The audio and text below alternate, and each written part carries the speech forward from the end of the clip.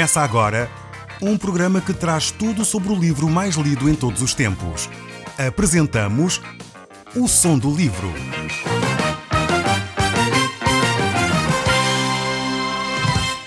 Seja muito bem-vindo. Neste podcast vai encontrar o livro mais conhecido e lido em todo o mundo. Vamos levá-lo numa viagem pela história da humanidade. Este é um audiolivro para si, para a sua família e sociedade em geral. Contextualização e comentários de Paulo Chaveiro. Caro amigo, nós estamos no capítulo 12 do livro de Números. E se você tiver a sua Bíblia à mão, eu convido-o a abrir a sua Bíblia neste mesmo capítulo, pois ele vai trazer até nós, certamente, reflexões extremamente interessantes para o nosso dia-a-dia. Nós vamos encontrar neste capítulo uma história bem curiosa acerca da atitude que Miriam e Arão tiveram para com o seu irmão Moisés. Diz assim o verso 1 deste capítulo 12 do livro de Números. Falaram Miriam e Arão contra Moisés por causa da mulher cuxita que tomara, pois tinha tomado a mulher cuxita. E disseram: porventura tem falado o Senhor somente por Moisés? Não tem falado também por nós? E o Senhor o ouviu. É interessante ver o que a Bíblia fala sobre esta situação. Por um lado, a Bíblia não relata muito a vida familiar ou a vida no lar que Moisés tinha.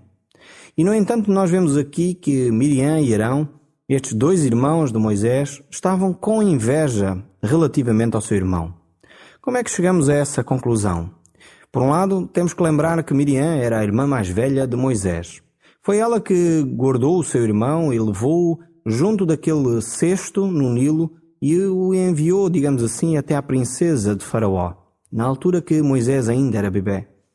Lembramos também que Arão era o irmão mais velho ainda de Moisés e que Moisés integrou, digamos assim, nesta chamada que Deus havia feito, dizendo que ele não poderia ir sozinho. Então Deus permitiu que Arão fosse com Moisés, neste acompanhamento do povo pelo deserto.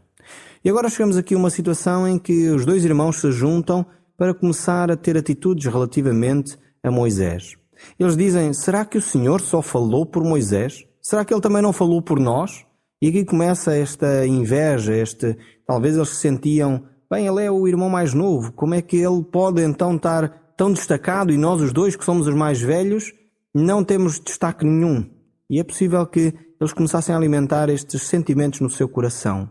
E começaram então a olhar, a tentar procurar na vida familiar de Moisés problemas para dizerem que ele era desqualificado.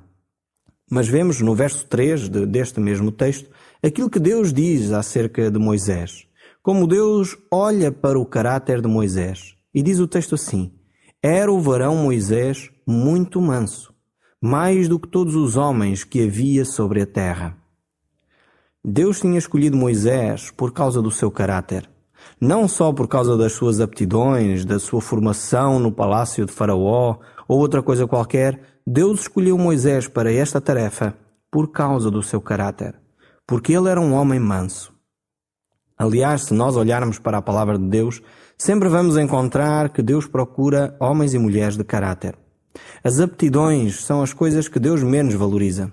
Se nós olharmos, por exemplo, quando Deus descreve aqueles que devem ser os líderes da igreja, lá em Timóteo, 1 Timóteo e Tito, a palavra de Deus ali mostra claramente que esses líderes têm que ser líderes de caráter, pessoas com um perfil determinado e que as suas funções são menos relevantes. Se nós olharmos, por exemplo, para o grande rei Davi, ele era um simples pastor e Deus foi escolhê-lo de trás desse rebanho para ele liderar toda a nação de Israel. E a Bíblia diz que Davi era um homem segundo o coração de Deus. Então Deus procura homens e mulheres de caráter. As aptidões, as competências, aquilo que a pessoa sabe ou não sabe fazer, são de menor importância. Aliás, o próprio Moisés, quando Deus o escolheu, ele disse: eu nem sei falar. Talvez ele tivesse uma deficiência na fala, não sabemos ao certo, mas ele dizia que não sabia falar. E como é que ele poderia liderar um povo? E Deus dá a resposta: porque ele era manso, mais do que todos os homens que havia sobre a terra. Então Moisés é de facto um homem de caráter. E Miriam e Arão começaram a querer usurpar, digamos assim, a liderança de Moisés. Começaram a dizer: mas nós também recebemos a orientação de Deus. Por que é que temos que estar submissos à liderança de Moisés? E Deus claramente vai mostrar a Arão e Miriam que eles estavam errados relativamente a Moisés. O texto bíblico continua: Logo o Senhor disse a Moisés e a Arão e a Miriam: Vós três saí da tenda da congregação. E saíram eles três.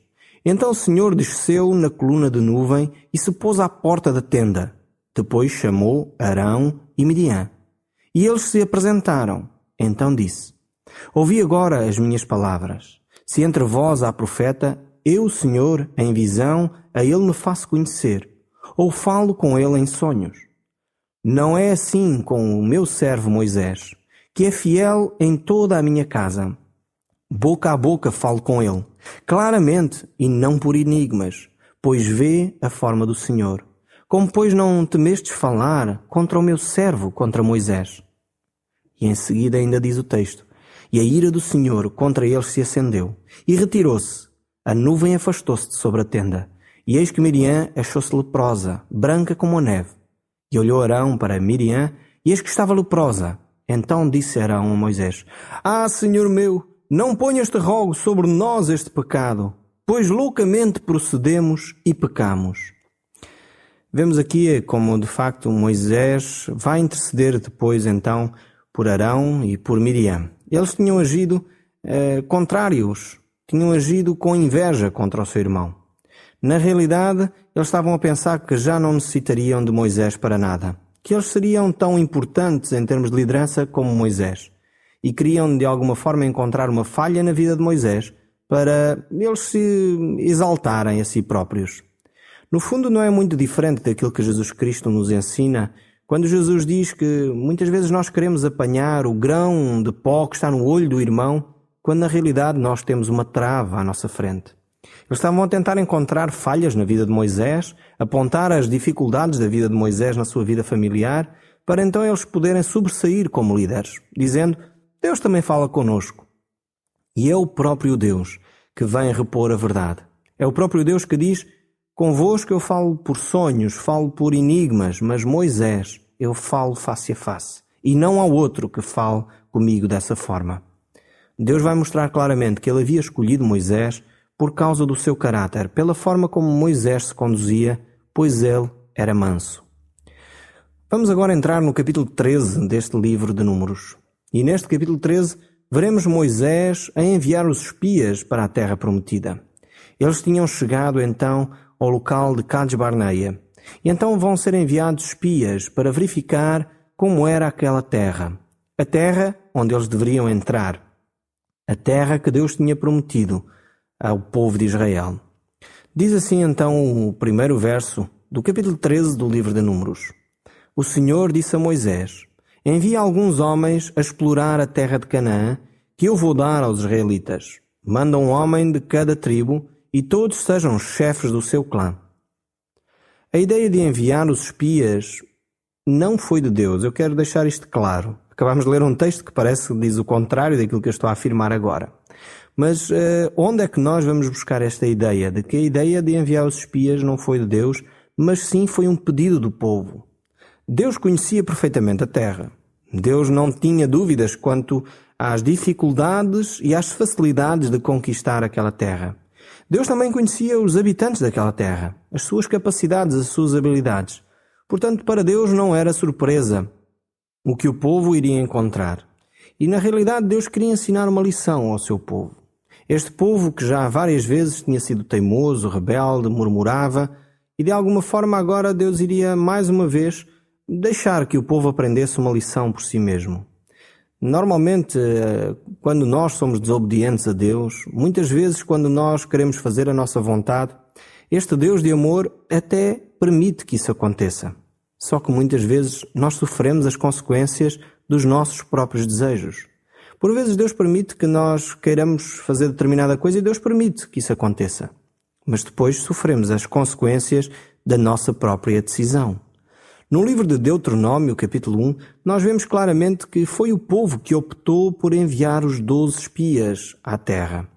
E isso vemos no capítulo 1, verso 20. Diz assim: Então eu, está Moisés a falar, vos disse: Tendes chegado à região montanhosa dos amorreus, que o Senhor nosso Deus nos dá, Eis que o Senhor teu Deus te colocou esta terra diante de ti. Sobe, toma posse dela, como te falou o Senhor Deus dos teus pais. Não temas e não te assustes. Então todos vós vos chegastes a mim e dissestes: mandem homens diante de nós, para que nos espiem a terra e nos digam por que caminho devemos subir e a que cidades devemos ir. Então vemos neste texto aqui de Deuteronômio capítulo 1, que é muito claro que foi o povo que fez este apelo a Deus. Foi o povo que fez este apelo a Moisés, que enviasse então espias à terra para verificar se a terra era forte ou não era forte, como é que deveriam ou não proceder, qual o caminho que deveriam ou não tomar. E muitas vezes Deus permite que aqueles que são os nossos desejos se concretizem. E quando Deus permite que esses desejos se concretizem, muitas vezes desejos puramente egoístas sejam satisfeitos, então é porque Deus nos quer ensinar também algumas lições. E foi o que aconteceu aqui, neste caso, com o povo de Israel. Eles não tinham que fazer sugestões a Deus, mostrando o que deveriam ou não deveriam fazer. Eles tinham simplesmente que obedecer à vontade de Deus. Deus tinha dito que iria dar a terra ao povo. E então agora eles têm uma brilhante ideia, é enviar espias para verificar como seriam as fraquezas da terra. Isto revela de facto que o povo estava com medo. Que o povo na realidade não estava a confiar na bondade de Deus, o povo não estava a confiar no poder de Deus para os livrar. Aquela terra poderia ser conquistada de uma forma muito simples. Eles confiando na pessoa de Deus, exercitando a sua fé e nessa dependência de Deus, eles iriam conquistar aquela terra. Mas em vez disso, eles começaram a fazer cálculos e raciocínios como seria mais fácil ou mais difícil conquistar a terra. E por vezes, quando nós entramos na mesma forma de pensar que este povo de Israel fez, nós então perdemos a bênção de Deus. Deus queria dar a terra prometida ao povo de Israel, mas eles começaram a ver as dificuldades que iriam enfrentar e esqueceram-se de confiar em Deus. Nós vamos ver o verso 17 que diz: ao enviá-los para irem explorar a terra de Canaã, Moisés disse-lhes: subam pelo Negueb e depois vão até às montanhas. Vejam bem como é aquela terra e se o povo que lá vive é forte ou fraco, se são poucos ou muitos. Vejam se a terra onde eles vivem é boa ou má e se as suas povoações são acampamentos abertos ou cidades fortificadas. Vejam se a terra é fértil ou pouco produtiva, se tem árvores ou não. E façam todos os possíveis para trazerem dos frutos da região. Estava-se então no tempo em que amadurecem as primeiras uvas. Eles foram explorar o país, desde o deserto de Zim até Reob, que fica a caminho de Amate. Entraram pelo Negueb e subiram até Hebron, onde habitava Aeman, Sesai e Talmai, descendentes do gigante Anak. Hebron tinha sido fundada 7 anos antes da cidade de Zoá, no Egito.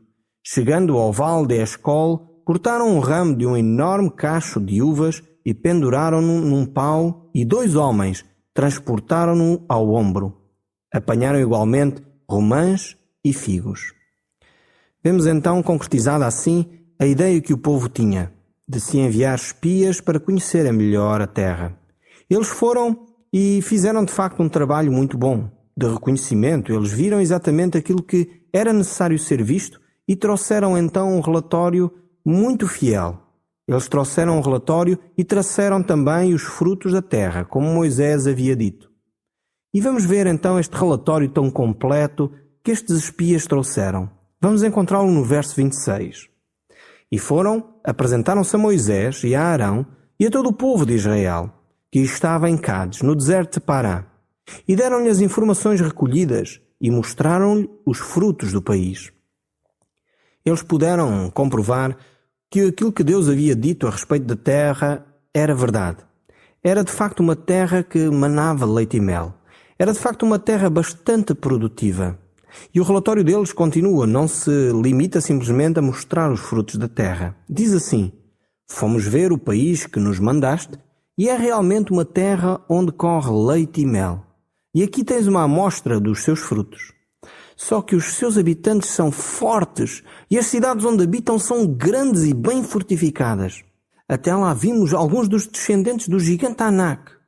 Os amalequitas ocupam a região do Negueb. Os heteus, jebuseus e amorreus habitam nas montanhas, e os cananeus, junto ao mar Mediterrâneo e no vale do Jordão. Eles viram que a terra tinha coisas fantásticas, maravilhosas. Era realmente uma terra fértil. Porém, o povo era poderoso.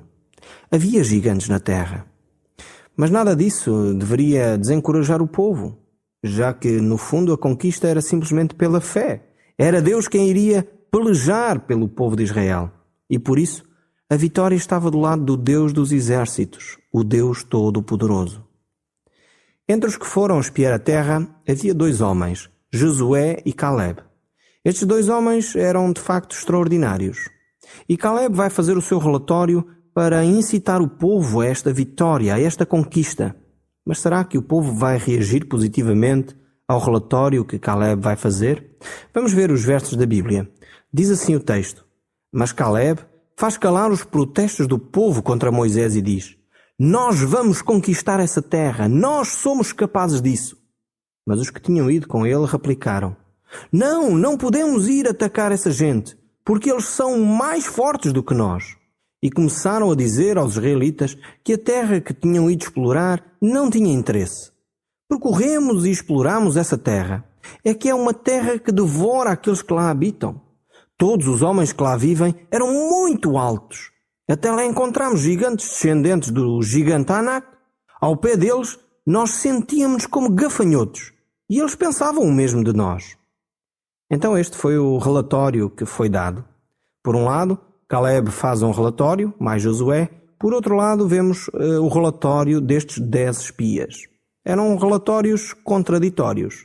Podemos dizer assim que eles se opunham. O primeiro relatório de Josué e Caleb era um relatório otimista, um relatório encorajador, que era desafiar a fé do povo de Israel a confiar inteiramente em Deus para conquistar esta terra. Enquanto o segundo relatório, podemos dizer assim, era um relatório pessimista, um relatório desencorajador, um relatório que mostrava grande falta de confiança em Deus. Estes homens estavam esmagados pelo medo. Josué e Caleb desafiavam o povo a subir, a possuir a terra, porque iriam prevalecer contra ela. Em contrapartida, os 10 espias desencorajavam o povo a tomar essa atitude. Eles, na realidade, não confiavam em Deus. Deus tinha prometido que iria dar a terra, mas eles não estavam a confiar naquilo que Deus tinha prometido. O apóstolo Paulo, numa das suas cartas, ele diz: se Deus é por nós, quem será contra nós? E a resposta óbvia é: ninguém. Só que por vezes nós temos a mesma atitude que o povo de Israel. Nós duvidamos que as promessas de Deus são para nós. Nós duvidamos que Deus de facto está ao nosso lado, quando Ele prometeu que estaria conosco todos os dias até à consumação dos séculos. Por vezes nos sentimos desamparados, apesar de Deus ter prometido que estaria ao nosso lado. Nós vamos entrar ainda no capítulo 14, ainda que gostaria de continuar a olhar para este texto, mas o nosso tempo não permite. Vamos olhar para o capítulo 14 e continuar a ver esta história aqui, face a estes 2 relatórios. Como é que o povo vai reagir diante desta situação? Normalmente é isto que acontece com a maioria das pessoas. Há sempre 2 perspectivas, uma mais otimista, podemos dizer assim, outra mais pessimista. Aqueles que já partem para a luta derrotados. E normalmente o número desses, no nosso meio, são em grande número. Muitas pessoas são, de facto, pessoas pessimistas. Muitas vezes olhamos para a vida numa perspectiva já derrotada, com uma falta de fé e uma falta de otimismo tremenda. E é baseado muitas vezes nesse pessimismo que nós tomamos as nossas decisões. E o povo agora tem de decidir se entra ou não na terra prometida, se confia ou não na palavra de Deus. E influenciado por estes 2 relatórios, eles vão tomar a sua decisão. O verso 1 do capítulo 14 diz: durante toda a noite o povo inteiro gritou e chorou. Todos protestavam contra Moisés e contra Arão, dizendo: oxalá tivéssemos morrido no Egito ou nesta terra deserta. Por que é que o Senhor nos conduziu para essa terra? É para sermos mortos à espada e os nossas mulheres e filhos serem levados como despojo de guerra? Não seria melhor para nós se voltássemos para o Egito? O povo começa a refletir que deveria então regressar ao Egito. Josué e Caleb tentam animar de alguma forma o povo, dizendo que não, Deus está do nosso lado, nós vamos conseguir, mas isso só incitou ainda mais o povo, ao ponto de eles quererem matar Moisés, Josué, Caleb, Arão, pois eles eram os líderes. O povo estava determinado a regressar ao Egito. E Deus, nessa circunstância, surge para proteger aqueles que confiavam nele. Esta desconfiança do povo, de facto, levou-os a padecer 40 anos por causa da sua escolha. O povo tinha querido desobedecer a Deus conscientemente e, afinal de contas, eles agora estavam diante desta situação. Ou confiavam em Deus e entravam na terra, ou iriam vaguear pelo deserto. No fundo, era uma oportunidade incrível de fé que Deus lhes estava a conceder, e eles desprezaram essa oportunidade. É como as pontes, elas só fazem sentido quando há um rio para atravessar. Assim a fé só faz sentido quando há desafios para enfrentar. E o povo dizia que confiava muito em Deus, mas quando surgiu o desafio para pôr à prova a sua fé, eles preferiram voltar ao Egito, desprezando aquilo que Deus havia dito. E isso fez com que, de facto, Deus dissesse: não há necessidade, não há hipótese de trabalhar com este povo. Ele é um povo com um coração extremamente duro. E Moisés então vai interceder, orar pelo povo. E diz no verso 19: perdoa, por favor, as culpas deste povo, pela tua imensa bondade, como lhe tens perdoado desde que saiu do Egito até hoje. Vemos que mesmo o povo querendo matar Moisés, mesmo o povo querendo desobedecer a Deus, mesmo o povo não querer receber as bênçãos de Deus, Moisés continua a ser um grande líder. Mas que grande exemplo este homem Moisés. Ele de facto é um líder que se mantém ao lado do seu povo. Ele é um líder que fica firme e intercede inclusive pelo povo, para que Deus pudesse continuar a perdoar, Deus continuasse ao lado do povo, como tinha feito desde o momento que saíram do Egito. Nós necessitamos hoje de líderes como Moisés, de líderes como Josué, de líderes como Caleb, que são capazes de fazer um relatório realista, um relatório otimista da situação, mas ao mesmo tempo que sabem confiar em Deus. O Som do Livro, uma produção da Rádio Transmundial de Portugal.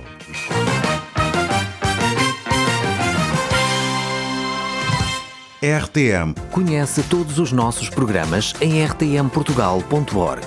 Uma produção da Rádio Transmundial de Portugal.